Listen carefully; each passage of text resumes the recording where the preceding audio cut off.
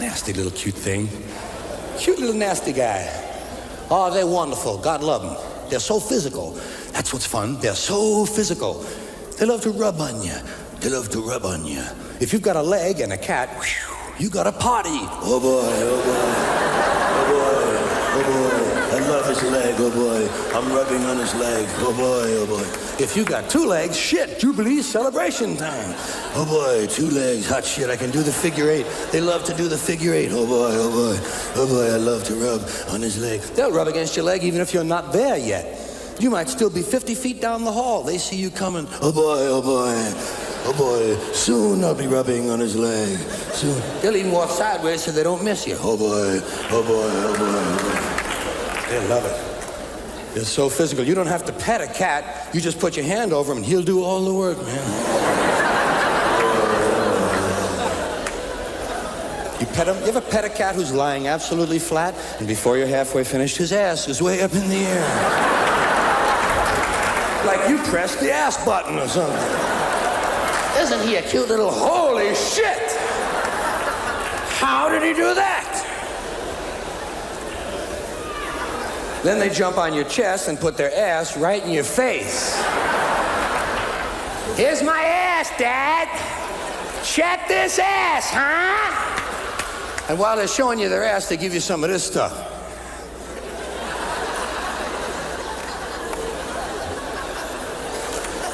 I say, get him off of me! Jesus, I hate that. I don't even know what it is, and I don't like it. Look like they're into some bad drug. There's one other quality cats have, which I admire. Cats don't accept blame.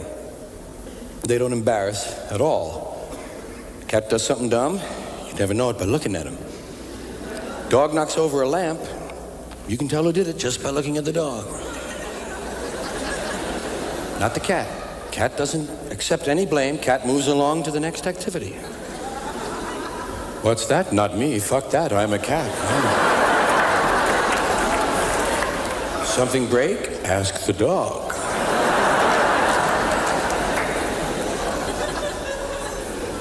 Cat doesn't get embarrassed. You ever seen a cat race across a carpet and crash into a glass door? I meant that. I meant that. I meant that. That's exactly how I wanted that to look. Fucking meow. Fucking meow.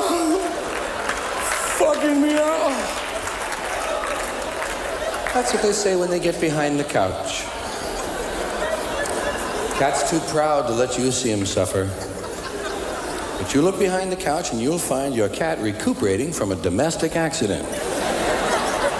They got little slings and walkers, you know.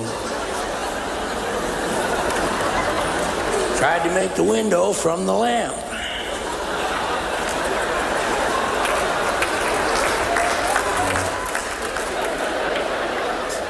Little kitty cat, goddamn kitty cat. You realize Hitler only had one ball? What do you think about a man with one ball? Do you think he has two strikes against him? Maybe he's got one ball and two strikes. Hitler only had one ball. A lot of people don't know that. A lot of people don't know that. They say, Hitler, geez, he had a lot of balls. What? For some time I was trying to get a list of words together that would fairly represent the dirty words, because nobody gives you a list of dirty words in life. Have you noticed that? There's some words that are perfectly clean but sound like they could be filthy if you gave them just a little help. Word like pussyfoot. It's perfectly clean, but when you say pussyfoot, there's a little giggle. Because people know that with a little help, this word could be filthy. No matter what form of the verb you try, it's clean as a verb. But pussyfoot could be a noun. It could be a noun, pussyfoot. A rare disorder. A female birth defect. Hello, boys. I have pussyfoot. God, you sure do, lady. Yes, you are. You're all going to die. Didn't mean to remind you of it, but it is on your schedule. Yes, probably won't happen when you want. Usually comes along when you're not expecting. Generally, you have your stamp collection out, you know. Now? No. Just want a little time to put away your hinges, you know. No. There's a time to die, and it's okay, you know. It's really okay. Nobody wants to die. Nobody. Well, you know, most people don't want to die. Nobody wants to die. Boy, if you think being sick is no fun, dying is really a pain in the ass. Nobody wants to die. People don't mind being dead. Being dead is great. But getting dead. Nobody wants to get dead. So I hope I don't die. I wonder how often we think that, you know? It's just under the surface, isn't it? You go out for the day, going out of your house. You say, I hope I don't die. It would really spoil the circus if I were to die. Geez, I hope I don't die. Comedians don't want to die. It's only a metaphor, but it's so true of all of us. We don't want to die out there. A comic's going to die. I don't want to die. Geez, I was dying out there. I was dying. It was death out there. And it was like a morgue. Oh, I don't want to die. Of course, if the comedian doesn't die, you know, if he succeeds, if he makes you laugh, then he can say, I killed him. I killed him. So it's either me or you know. Just like on the freeway. Yeah, dying shouldn't be that bad. It shouldn't be that bad. We're all going to do it. It's one of the few fair things in life. Everybody catches it once. And dying should be fun. There should be some sort of a look ahead. I mean, after all, when you die, you're going to find out where you go. Haven't we been wondering about that a long time? Where the hell we go? Isn't that the biggest thing we have to wonder about? Where the hell do you go? I don't know. Joe thinks he knows. I know Joe thinks he knows, but Joe don't know. Where do we go? Nobody knows. Well, I think sometimes you go where you think you're going to go. Whatever you think you're going to do, that's where you're probably going to go. If you keep saying you're going to go somewhere, chances are you might go there. You ever hear those guys say, I'm going to hell, don't pray for me. Don't pray for me, I'm going to hell. He is. You go where you want to go. I think when you die, your soul goes to a garage in Buffalo. When Monty Hall dies, he'll go behind door number 4. That's it, where you want to go. No, nobody wants to die. And you know, part of the reason we don't want to die is because of that goddamn funeral. We've seen it. We know how bad news it is. That funeral is no fun. Man, if I don't like other people's funerals, I know I'm not going to like my own. There's no way I can get behind my own funeral. Going to be lying there in a casket. They're going to put me in the box. Going to put me in a convertible with the top down. You know that's embarrassing, lying there. And everybody's looking at you. You're dead. And they're looking. You're just lying there still. People coming over going.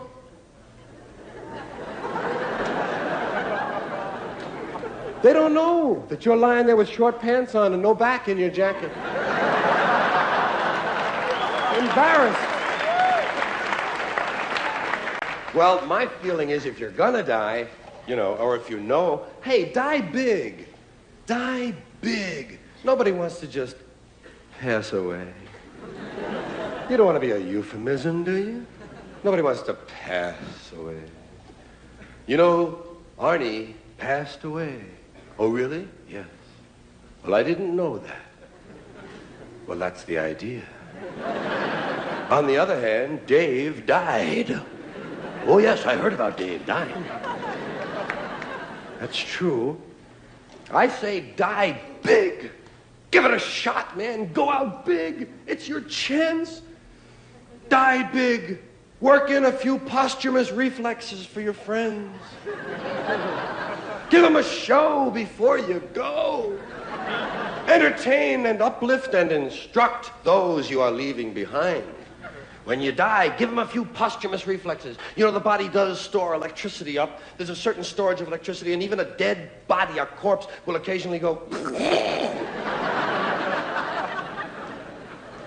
And I say, if you have that potential after you're dead, use it properly. Pre-program. Before you die, pre-program some posthumous reflexes that will be entertaining to those you've left behind. Do something to capture their imagination. Roll over on the autopsy table. That's nice. Cross your legs, scratch your balls, do something.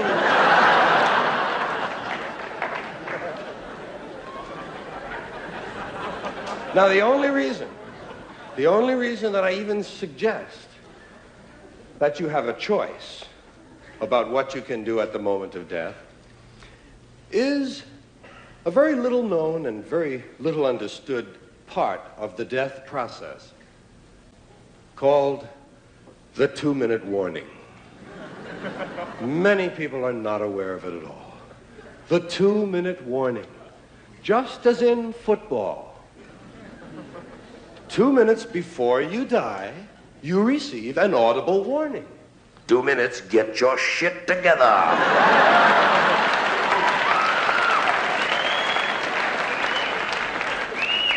The reason we don't know about it is because the only people who hear it die.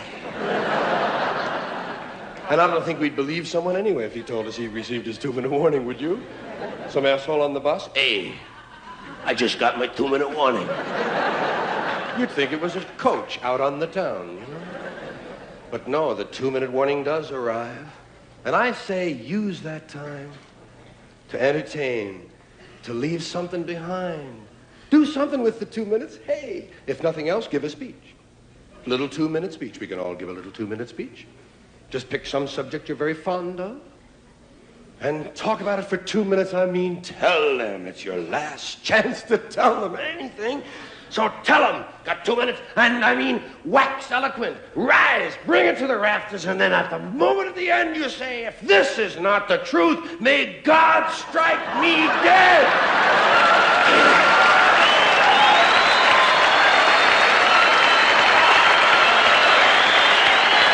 And who knows, maybe it doesn't belong either. After all, motherfucker turned out to be a ringer. Let's take a look at cocksucker. See if this one belongs. We'll divide the word cock and sucker from each other, those words. Sucker isn't dirty. Sucker, it's suggestive as hell. But it isn't dirty. And cock, that's not dirty all the time. That's one of those words that's only partly filthy. Cock, if you're talking about the animal, it's perfectly all right. They used to read that to us from the Bible in 3rd grade. And we would laugh, man. Cock is in the Bible.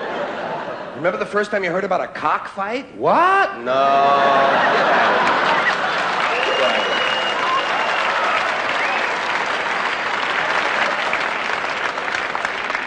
And even the word cocksucker itself has been twisted out of all of its original meaning. It's been distorted. For some reason now, cocksucker means bad man. It's a good woman. How did they do that? How did they do that?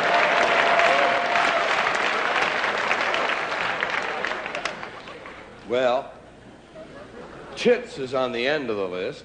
Shit, piss, fucking, and cocksucker, motherfucker. Tits. And you know it doesn't belong on that list. I mean, it really doesn't belong in with that kind of heavyweight filth. Tits isn't dirty. Tits is cute name. Cute thing, cute idea. Great fun. Good name. Tits, hey, Tits sounds like a friend. It sounds like a nickname, doesn't it? Hey, Tits, come here, man. Hey, Tits, I want you to meet Toots. Tits, this is Toots. Toots, Tits.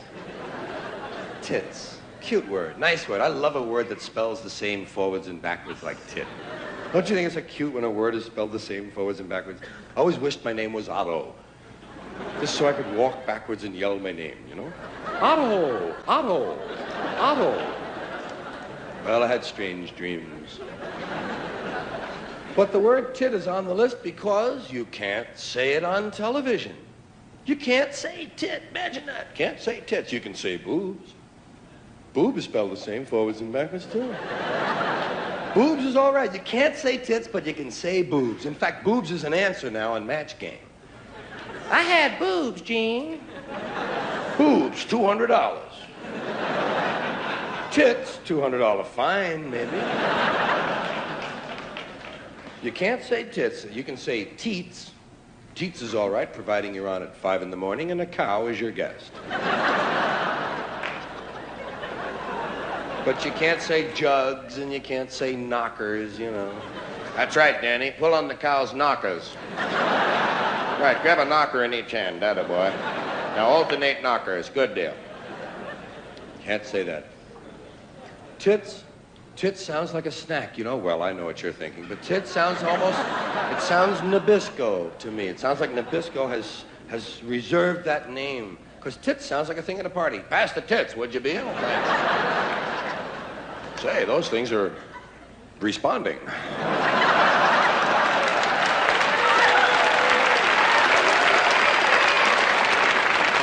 Well, shit, piss, fucking, toxic, motherfucker, tits, fart, turd, and twat.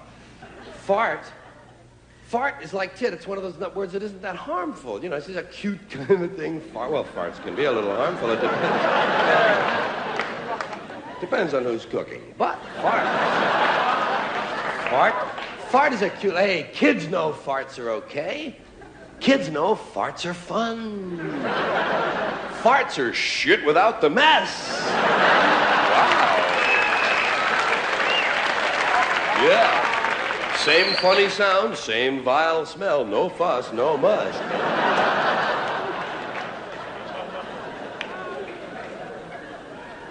Fart is an interesting word in this respect. Talking about television, fart is extremely interesting because, dig this, you can't say fart on television, we know that. You can't say fart, and you can't say fuck either on television. However, you can refer to fucking, you can talk about fucking.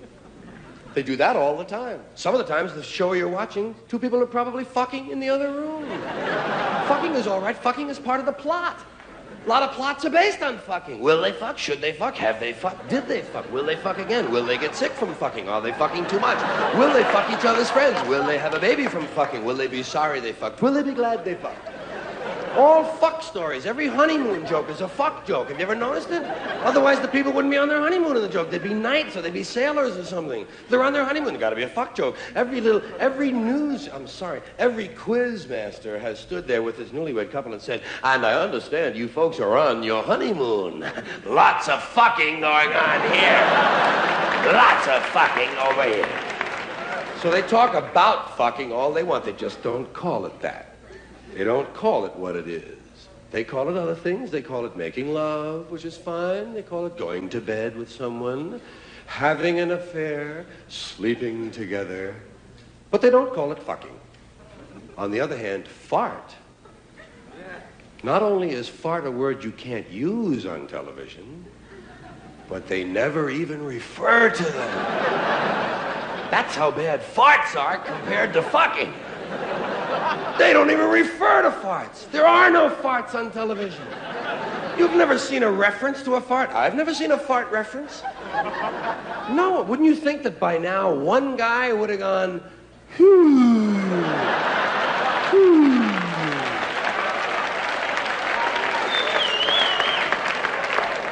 Do you think by now that one guy on the Johnny Carson panel just once would have said, "Hey, Ed, move down, man." Woo! Wow.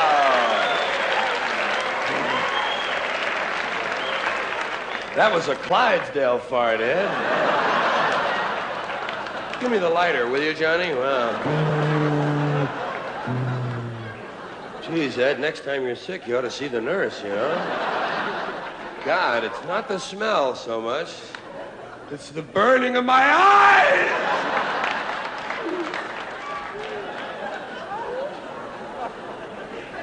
Well, we might live to see that. You never know. Remember when you were a kid? Maybe you were a little boy child like me, out on short pants, maybe sitting in church. Sitting on a wooden bench in church in the middle of the summer with short pants. You got to fart, you know. And it's up to you. You got to work out a little maneuver that's called the one-cheek sneak.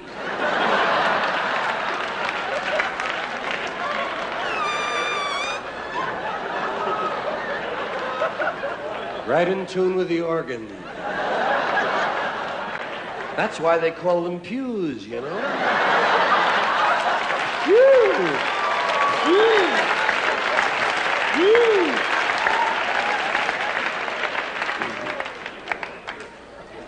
Did you ever notice that your own farts smell okay? Say, that's fairly decent. I think I'll stay home today.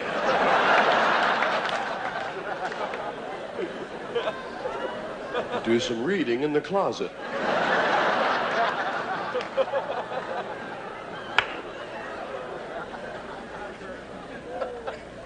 Now, I mentioned the 3 extra words, fart, turd, and twat. Turd is another word you can't say on television, turd. But, you know, when you get right down to it, who wants to say it? I don't even care if I ever hear that one again. Twat. Twat is on the list for the same reason. It doesn't mean anything else. You know, it only has that one meaning. Twat's twat, and that's that. It's not like prick. Prick is one of those part-time dirty words. Prick is all right. You can say prick on television. You can say, I pricked my finger. Just don't say you fingered your prick.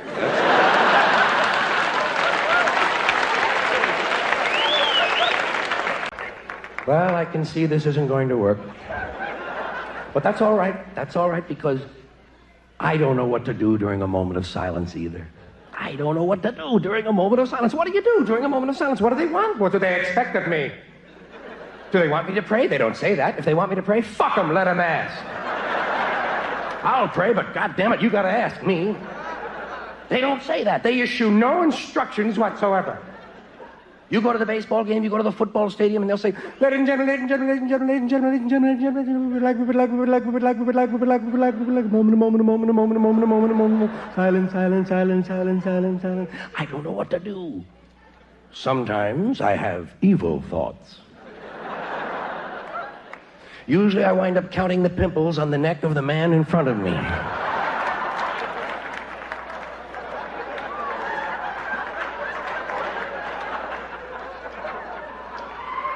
Looking for a whitehead with a hair growing through it. Oh, oh.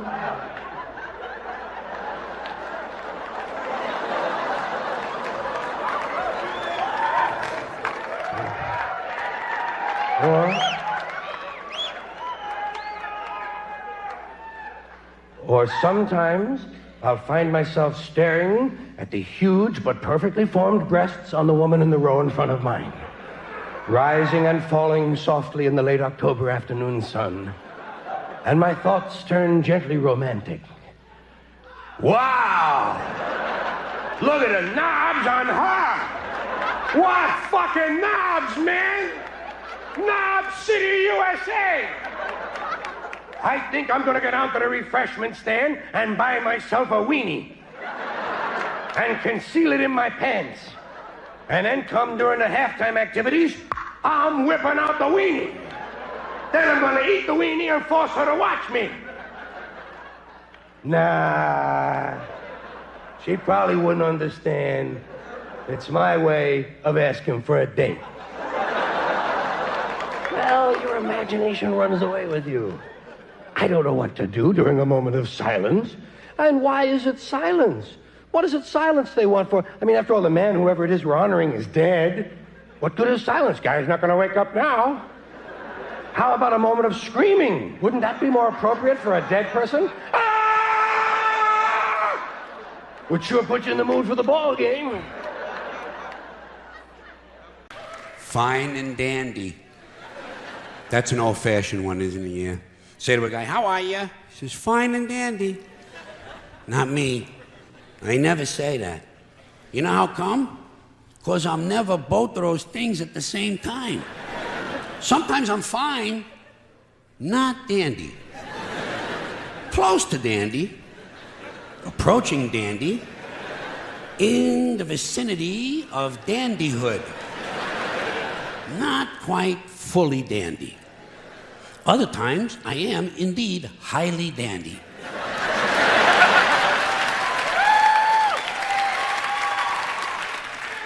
However, not fine. One time, 1965, August, for about an hour. I was both fine and dandy at the same time. But nobody asked me how I was. And I could have told him. I could have told him.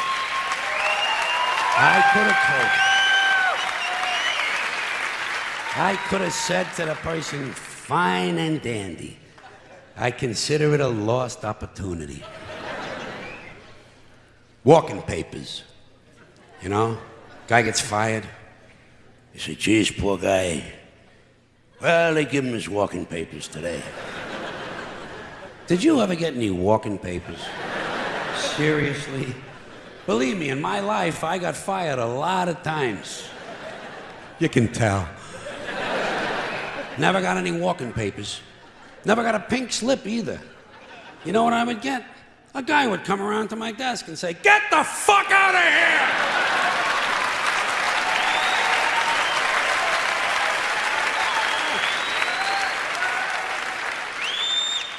You don't need paper for that.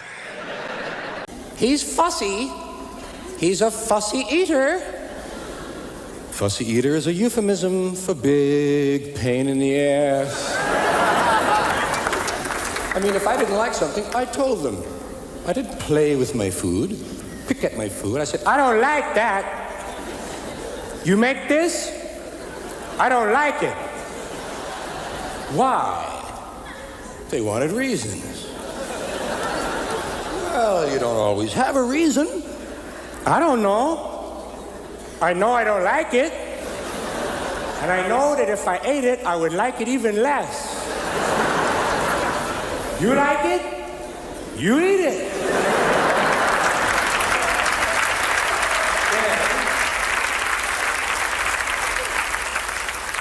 Then they would try to corner me with logic. How do you know you don't like it?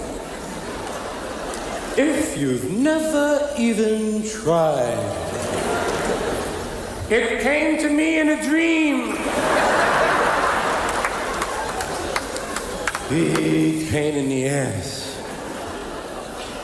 Some things I didn't like just because of the sound of the food. To this day, I can still not eat yogurt. Yogurt. It sounds like it's coming up again. Yogurt. I can't eat anything with a Y and a G in it. Something else that doesn't sound so good. Squash! You want some squash? Shit, no! Sounds like somebody sat on my dinner.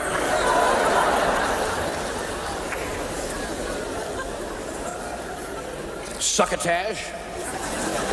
Want some succotash? What'd you call me? You fuck. Look out. Hey, look out. Fucking, hey, come on. Hey, fucking cool out. Hey, it's fucking lima beans and corn. Cool out.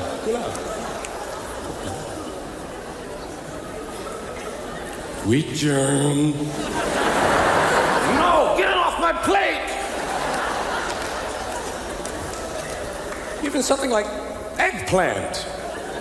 Well, which one is it anyway? Tell it to make up its mind and then come on back. Terrible sounding food. Head cheese.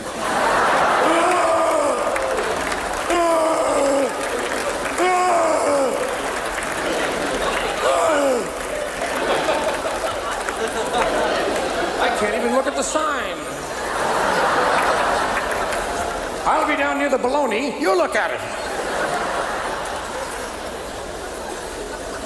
Between head cheese and blood tongue, I may never eat again. Certainly won't be at the deli. Then there are some foods that sound too humorous to eat. you ever hear something too funny to eat? Guacamole. That sounds like something you wear to a dance. May I borrow your green guacamole?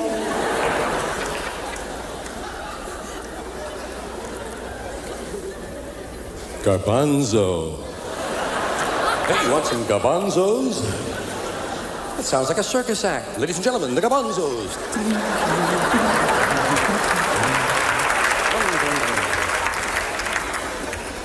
And the funniest food of all time, kumquats. I don't even bring them home anymore.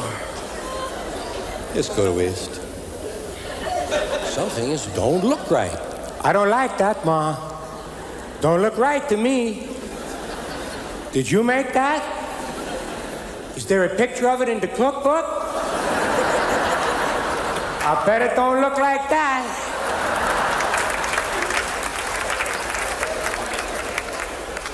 Let's face it, be honest, some things don't look right. Of course, some people eat anything. I know that. Some guys eat anything. I saw those guys in the army on the chow line. What's this? Never mind, give me a whole lot of it. That's rat's asshole, Don.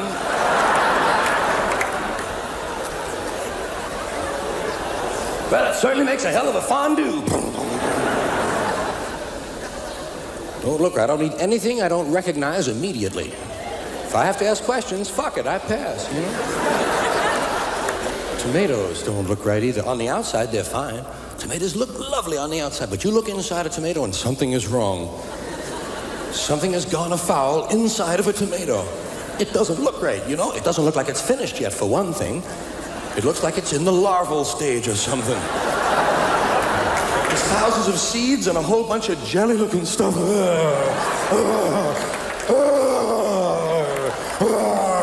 Get it off my plate. It's squishy. It's like that stuff at the end of an egg. And I know it's not the end of an egg. It's the beginning of a chicken. It's hen come. Get it off my plate. It don't look right. Something else that doesn't look like food. Lobsters and crabs. I mean, anything coming at me, walking sideways with big pinchers, somehow doesn't make me hungry. In fact, my instinct is step on that fuck. Look at the big bug. Step on the big bug before he gets to the children. They look like they mean business. Can't order frog's legs in the restaurant. I keep wondering, what did they do with the rest of the frog? What do they do with it? They give them little dollies and send them back out into the world to beg?